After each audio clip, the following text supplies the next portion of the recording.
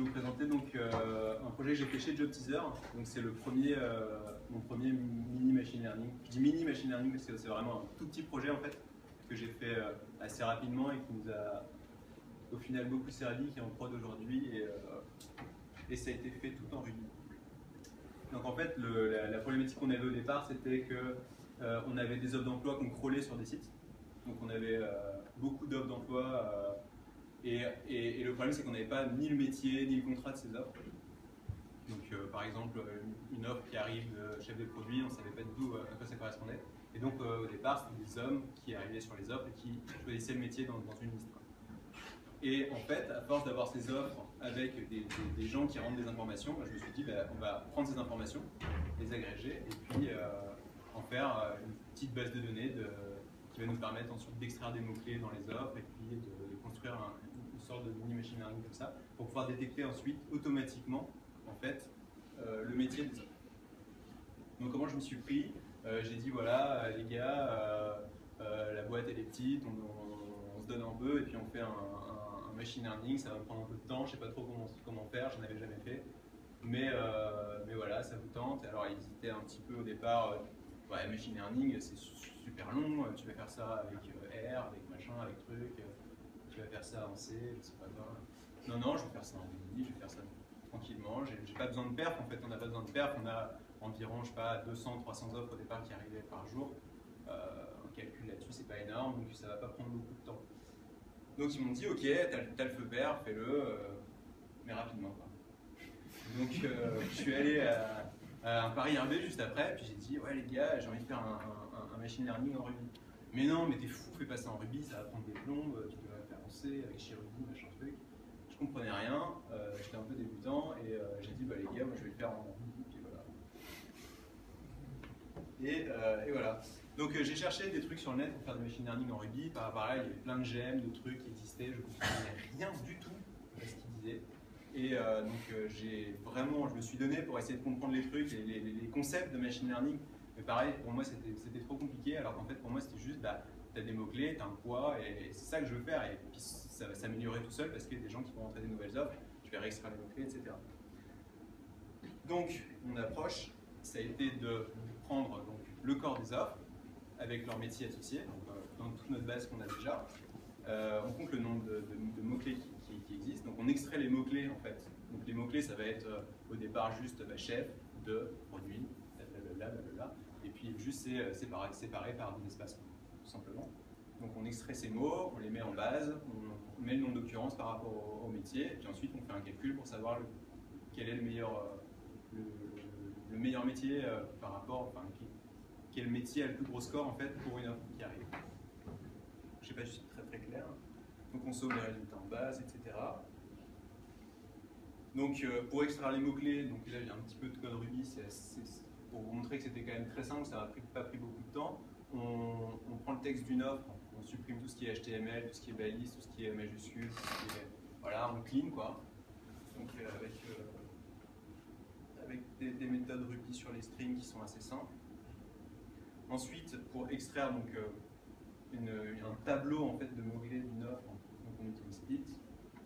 Puis, il y a pas mal de mots qui ne vont pas être utiles, parce que par exemple, de, là, le, tout ça, c'est des mots qui ne servent à rien. Donc, il y a plein, sur le net, il y a plein de stop words qu'on peut trouver sur Google. Voilà, stop words, hop, il y a toute une liste, tu copies-colles, hop, tu les veux pas, tu les supprimes. C'était vraiment pour faire un prototype pour aller vite. On les compte. Et on fait un normaliste, c'est-à-dire on fait en fait un pourcentage. Parce que par exemple sur le métier, je sais pas moi, comptable, on va avoir 500 offres, mais sur le métier développeur web, on va avoir 27 offres. Donc mais il faut que les poids se correspondent, donc c'est pour ça qu'on fait un pourcentage des mots-clés qui reviennent le plus souvent. Et voilà. Et ensuite, on map. Donc pour chaque métier, on regarde, donc une offre arrive, on lui fait son score par métier. Puis on sort le plus gros score, et puis on dit voilà, cette offre-là correspond à 70% plutôt à chef de secteur, celle-là, et 60% à chef de produit, donc ce sera chef de secteur. Voilà. Ensuite, ce qui est intéressant, c'est que ça va évoluer au fur et à mesure du temps, parce que plus on va avoir d'offres, plus les mots-clés qui correspondent vraiment à ce métier-là vont ressortir. Donc on va avoir, pour développeurs web, on va avoir voilà, PHP, Ruby, tout un tas de langages qui reviennent très souvent, donc qui ne vont pas être forcément dans un pôle de 20 offres, mais plutôt dans un pôle de 1000 offres, où on va avoir des démos qui vont venir. Et on les ajoute au fur et à mesure. Donc, après mon prototype, au bout de quelques semaines, on va dire, j'avais un truc qui fonctionnait à peu près. On avait... mais voilà, c'était pas parfait. C'est-à-dire qu'on avait à peu près 30-40% de vraie réussite. Et ensuite, des métiers qui étaient assez proches. Par exemple, voilà, on avait un développeur web et il se retrouvait un développeur mobile. C'était pas ça, quoi. Mais c'était pas trop grave au départ. Donc, j'ai rajouté le n-gram. Donc, le n-gram, c'est par exemple un mot-clé, ça peut être chef, ça peut être 2, ça peut être produit. Mais en 3 grammes, ça va être chef de produit, ça va être un seul mot-clé. C'est-à-dire qu'on va regrouper des mots pour en faire un seul mot-clé. Donc ça, ça m'a pris un peu plus de temps de peaufiner au fur et à mesure. Et puis ensuite, j'ai amélioré aussi la base de mots blacklistés. C'est-à-dire que au départ, c'était juste de, la, le. Et puis ensuite, je me rends compte que, par exemple, quand il va y avoir un n-grab à chef de secteur, on veut quand même garder chef de secteur, même s'il y a 2 dedans. Enfin, ce genre de choses, donc c'est un petit peu du peaufinage. Et on arrive aujourd'hui avec tout ça à avoir à peu près 75% de bons résultats sur une base d'offres. Donc c'est ce qui est en prod aujourd'hui à JobTeaser. Et ça marche plutôt pas mal, et on est assez content. Et ça s'améliore au fur et à mesure. Donc voilà. C'est quoi la bibliothèque de NLP? Alors le NLP, c'est potentiellement quelque chose qu'on va rajouter par la suite, mais c'est vraiment une interrogation. C'est un point d'interrogation. Mais voilà. Ça veut dire quoi, NLP? C'est Natural Language Processing. D'accord. C'est en gros, pouvoir reconnaître des phrases, reconnaître des mots. C'est un peu le même type d'amélioration que de prendre des groupes de mots, le NLP, mais au final, ça va être plus de l'amélioration structurale pour la compréhension en fait, des patterns dans une offre. Mais ça, on n'y est pas encore, et pour l'instant, ça marche jusqu'ici plutôt pas trop mal. Voilà, je vous remercie.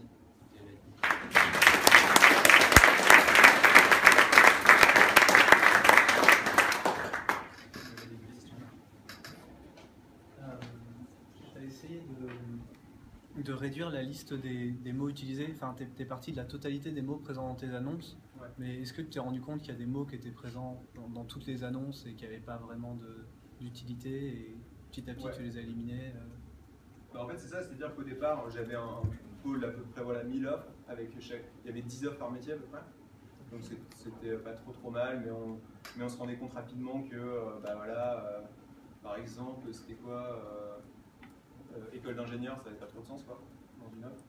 Donc ces mots-là, on les a au fur et à mesure supprimés. Mais on se rend compte en fait qu'il y a pas mal de mots qui sont quand même intéressants. Par exemple, école d'ingénieur, au départ tu te dis ça n'a pas trop de sens parce que ça correspond à beaucoup de métiers. Mais au final, ça va quand même aider dans la compréhension de ces métiers-là. Bon, après, il y a vraiment des mots qui se retrouvent dans toutes les offres. Et donc ceux-là, on les supprime parce qu'ils n'ont pas de sens. Mais sinon, il n'y en a pas tant que ça en fait. Il n'y en a pas tant que ça. Ça arrive pas trop mal. Est-ce que tu as pensé à d'autres applications? Je sais pas, je pense au côté CV, surtout à créer, à continuer dans le machine learning et en faire une côté CV pour pouvoir les analyser. Ouais, pourquoi pas. Après, c'est des projets, c'était vraiment pour montrer qu'en fait on peut faire ça rapidement en ligne. C'est pas très compliqué et que après on peut l'appliquer à plein de choses, je pense. Ça pourrait être super intéressant. Il faudrait creuser. Quoi. Voilà, c'est pas prévu. Chez JobTeaser, on en a parlé à un moment. On s'était dit que peut-être on allait faire ça sur les CV. On s'était même mis en relation avec une entreprise qui avait une énorme base de données qui s'appelle TextKernel, qui a une énorme base de données d'offres, de CV, qui fait des liens entre tout ça avec les CV LinkedIn, etc. Mais au final, pour l'instant, ça ne correspondait pas vraiment. Donc peut-être voilà, courant 2016, on va peut-être se lancer sur un projet comme ça. Est-ce que l'absence d'un mot dans une offre, ça peut donner une indication? Je m'en sers pas pour l'instant, je sais pas, peut-être. Ce que tu disais par rapport à l'école d'ingénieur, par exemple, qui ne veut pas dire grand-chose dans beaucoup d'offres, mais genre s'il n'y est pas, ça peut donner une indication, j'en sais rien. Bah, en fait, ça va. Ouais. Je sais pas. Je pense que s'il n'y est pas, c'est qu'il y aura d'autres mots à la place. Par exemple, bah, s'il n'y a pas école d'ingénieur, il y aura plutôt école de commerce. Ou... Ouais, l'information sera pas.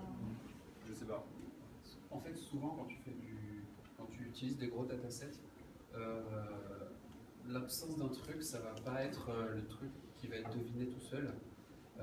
Tu vas potentiellement pouvoir, toi, un peu comme tes mots ignorés, tu vas volontairement dire, ok, ces mots-là, c'est des mots corrélés très négativement avec.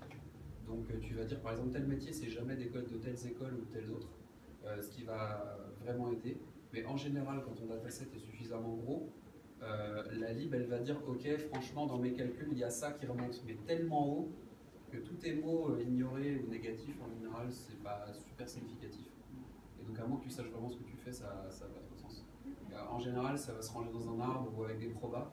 Et donc, du coup, ta proba de 0%, t'as pas besoin de dire, tiens, ça c'est 0% exprès, parce que c'est déjà 0%. Et ta proba, et ton arbre avec, tiens, c'est tout au bout et ça a un poids de merde, bah, c'est pareil, ça va déjà être géré. Tu vas avoir la présence de automobile ou web ou téléphone portable ou iPhone et Android tellement haut que l'absence de je ne sais quoi on s'en fiche. Après, ce qu'on a fait, c'est qu'on ne voulait pas non plus prendre toutes les offres qui existaient, parce qu'on a une cible de uniquement des gens qui sortent d'école Bac plus 4-5 uniquement, et qui n'ont pas d'expérience. En fait, c'est vraiment ça notre cible.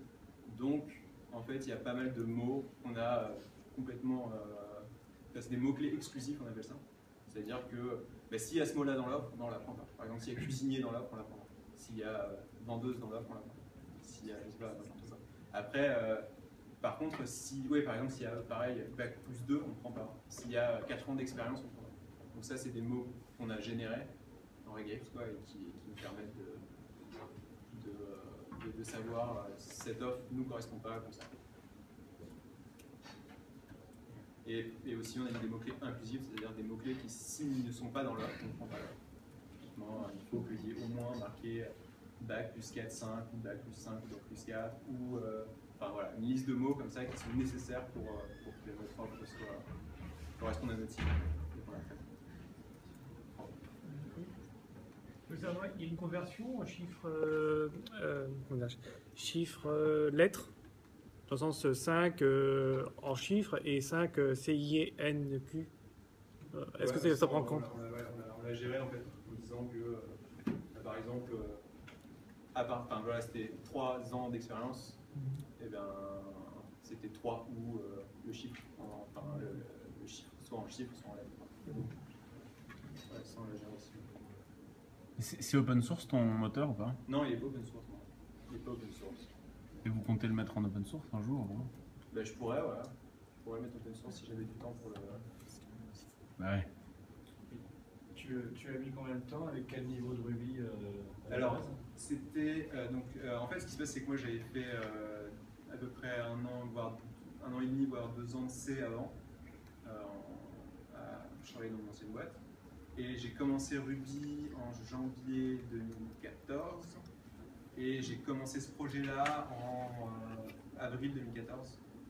Donc j'ai mis, voilà, au bout de 4 mois de Ruby, j'ai commencé à faire ça. Donc j'avais pas mal travaillé sur les strings, sur le HTML, en fait c'est avec nous Gulgiri pour un peu crawler, machin et tout. J'avais un peu tapé là-dessus. Et puis je me suis lancé là-dessus. J'avais jamais fait de web en fait, donc pareil, même travailler avec une base de données, j'étais pas super à l'aise. Mais c'était pas très compliqué en fait. C'était vraiment pas très compliqué. J'ai essayé de le mettre open source pour montrer le code en fait qui est très très minimaliste et qui m'a pas pris tant de temps que ça. Après voilà, c'est un projet qui au final à coder en lui-même, ça m'a pris à peu près 3 semaines on va dire. Et après on peaufine encore aujourd'hui. Pour des trucs c'est meilleur, des mots-clés, tiens on veut pas ça, on veut pas ça, on veut ci, on veut ça. Ah, tel métier il est mal mappé, qu'est-ce qu'on pourrait faire? Je fais des offres. Mais sinon le